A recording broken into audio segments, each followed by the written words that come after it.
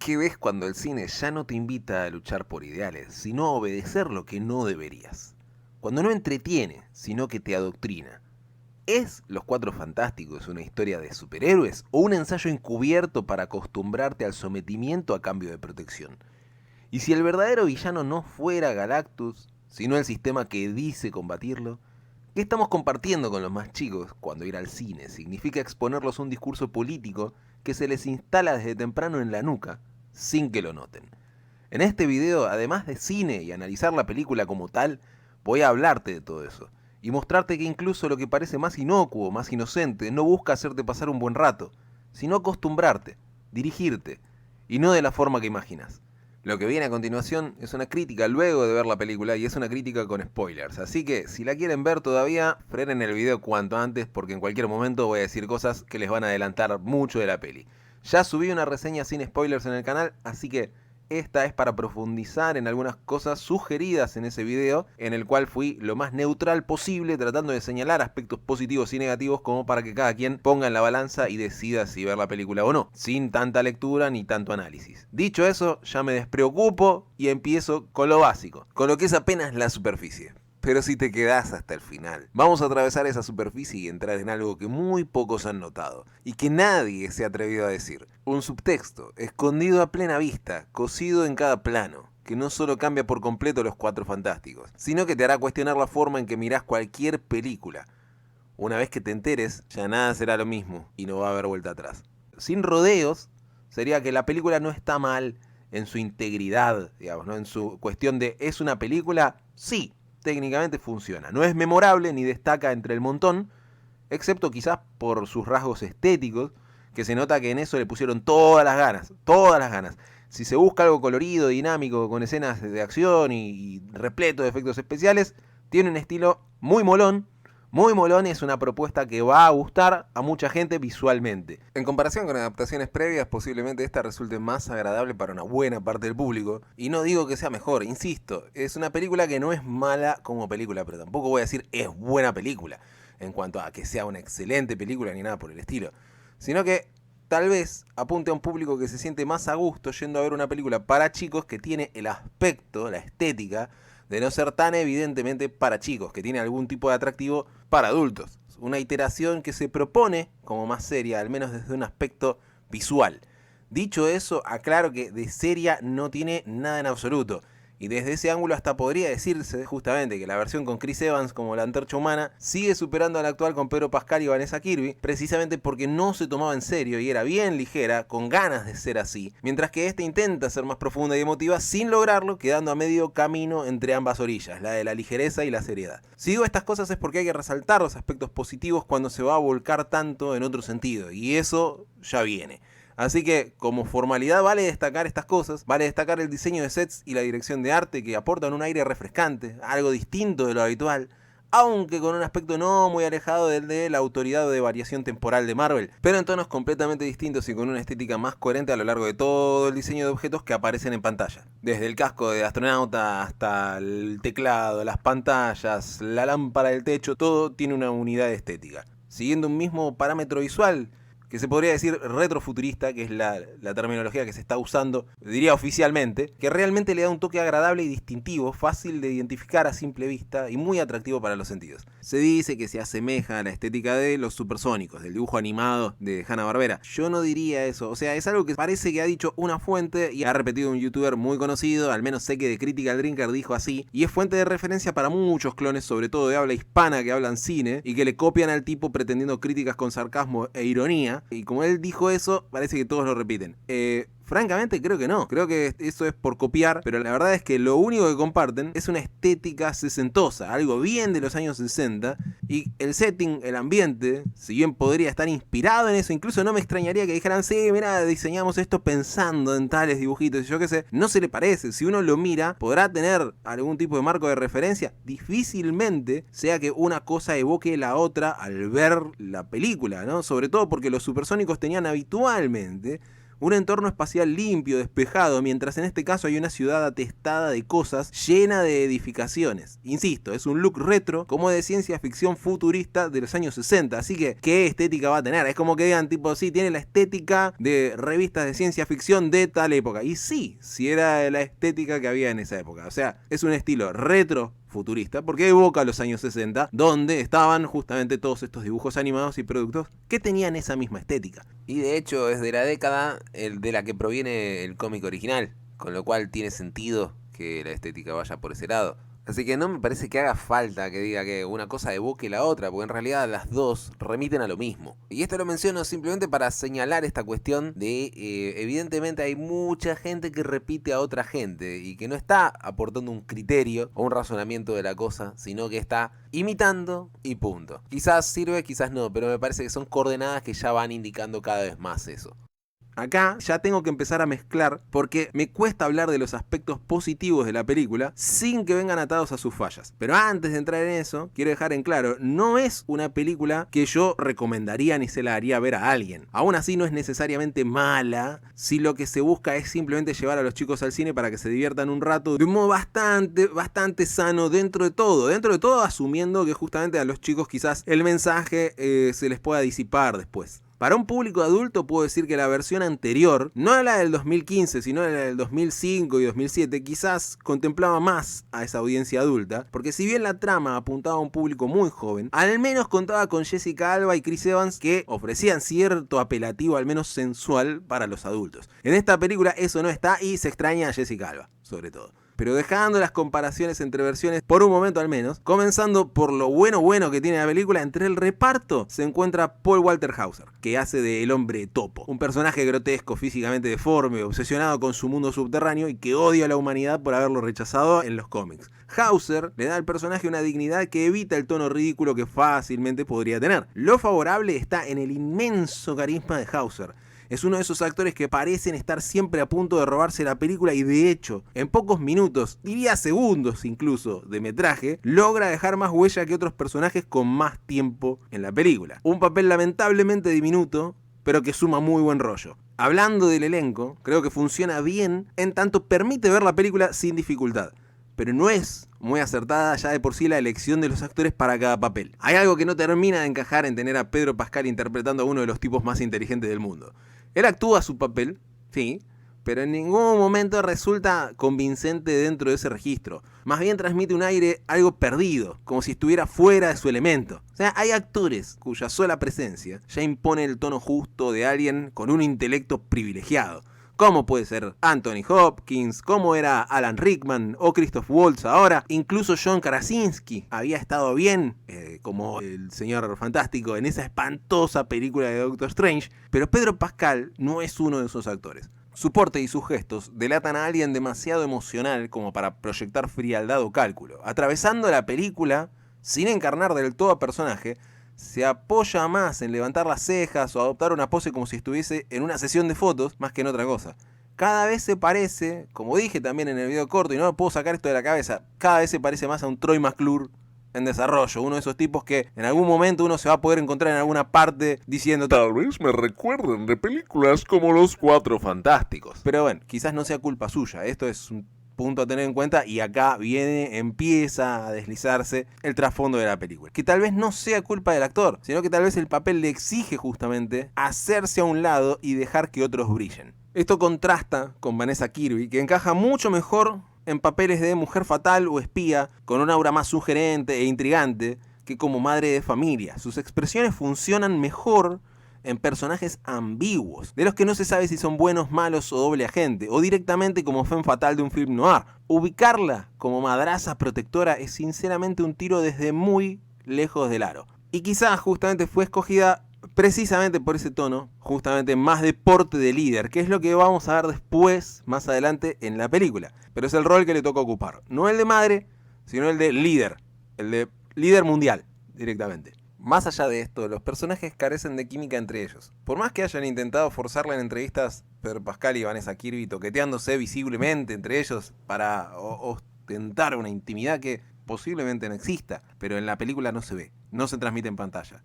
Por ejemplo, para establecer un paralelo comparativo. En la reciente película de Superman de James Gunn, la conexión entre Lois Lane y Clark Kent se percibe de inmediato. Es una química que se ve en pantalla. En este caso, en Los Cuatro Fantásticos, uno entiende que son marido y mujer simplemente porque así se dice y así se muestra como en la foto de boda, por decirlo así.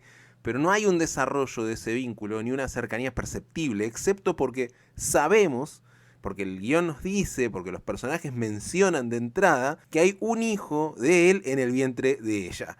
No hay complicidad, no se ve un ida y vuelta, o siquiera un cómo llegaron a esto, estos dos, que cuando él se entera que ella está embarazada, parece, él, un niño sobrepasado con la noticia. Y quizás esto no es casual, ya que se trata de una disminución deliberada de la figura masculina. Probablemente se escogió a Pedro Pascal para no opacar a Vanessa Kirby y reforzar así una inversión de roles, con la mujer como figura predominante y más fuerte.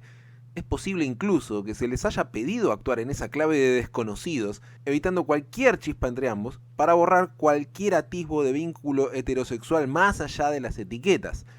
Todo esto ocurre bajo las narices de una audiencia distraída entre colores, explosiones y CGI. El CGI, por cierto, muy bien en general, tampoco asombra ni llega al punto de que grite ¡magia del cine! Pero es lo más destacado quizás de la película, aparte de la dirección de arte, porque está bien hecho, aunque no de forma impecable. Tiene fallas de criterio en algunos momentos puntuales, como cada vez que la Mole tiene un suéter y sostiene al bebé en brazos y se nota la superposición de elementos. Sin embargo, no es algo que moleste o perturbe la mirada. Pero, volviendo a la Mole, y a esta cuestión de la dinámica entre personajes, la Mole es quizás el personaje más emblemático de los Cuatro Fantásticos. Está muy bien en cuanto a diseño del personaje. Algunos criticarán a lo sumo que su voz no es tan grave o algo por el estilo, pero de todas maneras está bien. Quizás siendo de lo mejorcito de la película. En cada escena que aparece quizás quedan ganas de verlo más, de ver hasta dónde puede llegar. Tiene escenas muy simpáticas, pero el personaje, que es tan central habitualmente, está también completamente relegado a un cuarto puesto. Siguiendo de cerca a Johnny, ambos, la Mole, la Cosa, como se le dice, según en qué lugar del mundo, la Mole o la Cosa, y la Antorcha Humana, son los personajes más entretenidos quizás de la película, y sin embargo están poco aprovechados, sobre todo, fundamentalmente, la Cosa, que personifica la fuerza masculina en bruto. En definitiva, la Cosa bien varonil, cuyo atractivo fundamental es lo rústico, lo rudo y lo fuerte. Es el lado fuerte e inquebrantable de la figura masculina. Richards está aproximadamente en un segundo puesto, por decirlo de alguna forma, si hubiese que hacer así una terna, y queda como tipo desorientado, nervioso, preocupado y emotivo. O sea, los tres fantásticos le ceden el escenario y los reflectores por completo a la mujer invisible. En este desplazamiento de la figura masculina incluso se ven afectadas cuestiones que tienen que ver con la sexualidad masculina. No está declarado, no es algo visible. De hecho, se habló de que, el personaje de Johnny Storm es heterosexual, así que listo, no hicieron nada progre con esto. Bien, en principio, supongamos que sí, supongamos que es cierto. Ahora, cuando uno lo mira un poquito mejor, ¿no? El supuesto interés amoroso de Johnny Storm hacia la mujer Silver Surfer, hacia Silvia Surfer, termina convertido en una especie de cita consigo mismo. Cuando la tiene cara a cara no surge tensión sexual, ni siquiera una genuina curiosidad. Se no nota curioso porque así indica, che, tenés que estar curioso, pero no se percibe eso. Y lo que sí surge, y él mismo lo dice, es su propio reflejo. Podía haberse reflejado en ella. O sea, un momento que debería funcionar como un encuentro entre opuestos, se transforma en un ejercicio de narcisismo puro. Y esto, si se hubiese presentado la película como que Johnny es un tipo que no tiene registro de sí mismo y que encontrarse con esta otra persona lo hace conocerse y demás, podría llegar a ser interesante, pero no tiene nada que ver. Esto está totalmente fuera de contexto, el tipo se ve en ella reflejado y eso le afecta encima. Johnny entonces no desea a la Silver Surfer mujer, sino que se desea a sí mismo en ella, y no como decir, bueno, pero entonces se desea a él mismo en ella. No, se ve en su cara. Es una fantasía de espejo, no de vínculo. La escena revela algo que atraviesa toda la construcción del personaje. Es un Johnny Storm que no está hecho de fuego, sino más vale de vidrio. Aunque verbalmente identificado como heterosexual, tanto porque lo dice Susie, que en un momento dice, che, mi hermana está soltero, chicas, qué sé yo, y demás. Y te dan a entender, porque el personaje mismo dice, sí, está bien, ya a Johnny le gustan las mujeres y el espacio, ¿no? Y lo dice explícitamente. A pesar de esto, el personaje se mueve con una estética cuidadosamente controlada, casi como si llevara una versión actuada de masculinidad, con un corte de cabello hiperpulcro, la ropa súper ceñida y la ausencia total de contacto afectivo o sexual con mujeres, que lo alejan entonces del arquetipo tradicional de mujeriego impulsivo del personaje, ¿no? E insisto, no tiene por qué ser un mujeriego impulsivo ni nada por el estilo, pero acá directamente hay una ausencia de ese tipo de vínculo. En una de las composiciones más calculadas de la película, Johnny Storm se planta frente a la ventana con una postura rígida y estudiada, arqueo ensayado de zona lumbar, tirando pelvis hacia atrás, marcando más la curva que la postura, con un pantalón claro entallado y un peinado que no se despeinaría ni con una explosión. Todo en él transmite control de imagen más que impulso espontáneo. A lo lejos se alza en el horizonte el cohete de los Cuatro Fantásticos, proyectando su figura alargada, que quizás y solo quizás roza la caricatura fálica, y se alza proyectando su figura sobre la imagen de Johnny a través del vidrio de la ventana. El reflejo en el vidrio repite el patrón ya insinuado cuando él se contemplaba en la superficie plateada de la Silver Surfer mujer. Un hombre que frente al deseo no mira hacia afuera, sino que se contempla a sí mismo. Pero esto quizás es muy sutil dentro de todo, y en el clip del comienzo el subtexto se vuelve un poco más explícito con el gigantesco cartel de Copperton delante del cual él pasa volando, donde aparece él, Johnny Storm, en la icónica pose de la niña de la publicidad de Copperton, que ahora justamente es Johnny Storm lanzando llamas desde su retaguardia, una imagen que, combinada con la frase "Tan, don't burn", o sea, bronceate, no te quemes, queda al borde de conjugarse con la expresión en inglés flaming homosexual y su ambigüedad entre flamante y flagrante. Flaming, homosexual. Flaming es una palabra que se usa muchísimo para hablar de el que es abiertamente y declaradamente, descaradamente homosexual. Un chiste visual tan directo que casi parece un guiño interno del departamento de arte. Pegadito a esto, un incendio que devoraba varios edificios suma otra leve capa de ironía. Ya es hilar muy fino, quizás hasta rebuscado, pero vuelvo sobre que esta película la distribuye Disney y que cuando hay producciones de este nivel, absolutamente nada es al azar y cada detalle cuenta para crear una imagen poderosa que reverbere en el subconsciente colectivo. Y básicamente, Johnny Storm es más voraz que ese fuego. Se come todas esas llamas y desde abajo lo miran unos obreros o algo así que parece que están en el incendio y él los está rescatando. Que francamente, fíjense ustedes cuando vean la imagen si esas caras y postura casi desafiante no dan la estampa de un afiche porno más que de 5 tipos que estaban en peligro. Y estos tipos lo miran absorber el calor de esos edificios, coincidentemente en 5 torrentes de fuego que van hacia Johnny, como 5 son esos tipos de postura viril y casi amenazante para quienes habrían estado en peligro instantes atrás. Y lo saludan reconociendo con un gesto marcial a un héroe que en pantalla nunca deja de ser más un ícono cuidadosamente empaquetado de calentura contenida que un hombre realmente en llamas. Pero insisto, quizás estoy leyendo demasiado, me parece que no.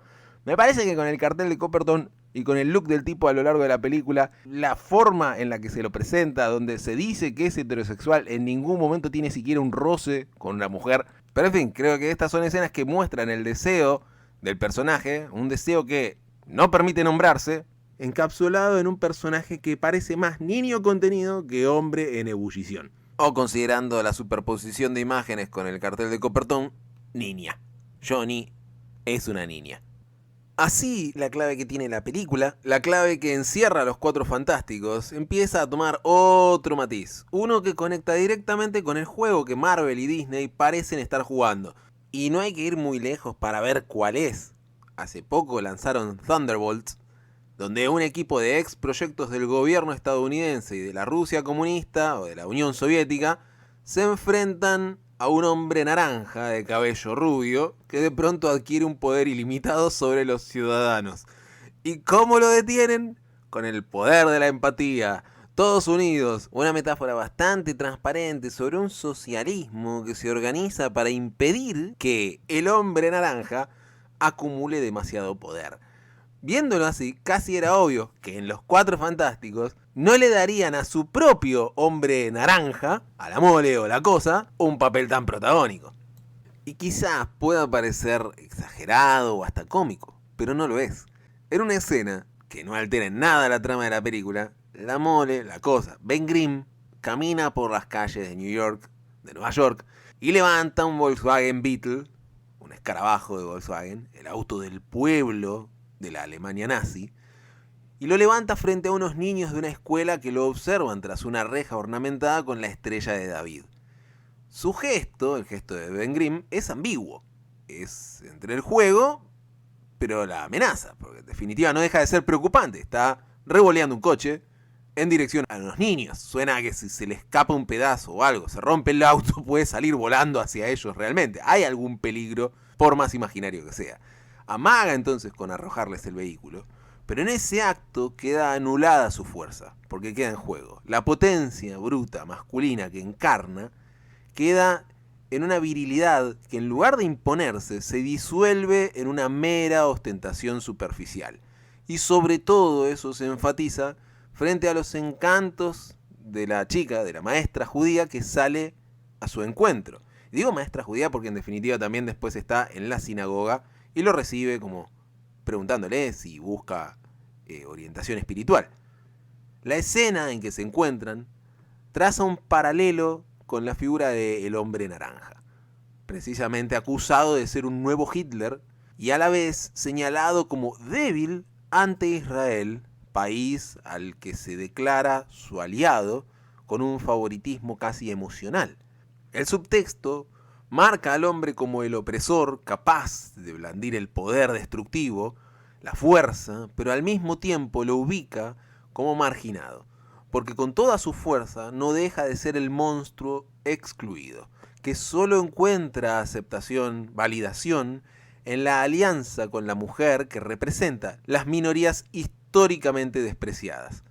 El mensaje es claro: el acercamiento con la víctima, sea por ser judía o sea por ser mujer, por ser maltratada y menospreciada históricamente, la reconciliación con esa figura solo es posible cuando lo viril se amansa y se somete. No por casualidad, tal vez, la misma lógica aparece en la relación entre la antorcha humana y Ben Grimm. Sus juegos de lanzarse comida y provocarse mutuamente funcionan como caricatura de una atracción reprimida, la violencia como disfraz del deseo. Finalmente, en la escena cúlmine de la película, la antorcha se monta literalmente sobre la mole, sobre la cosa, sobre Ben Grimm, exigiéndole que diga las palabras que ansía escuchar de él. Ben se resiste, como se había resistido durante toda la película, pero termina cediendo.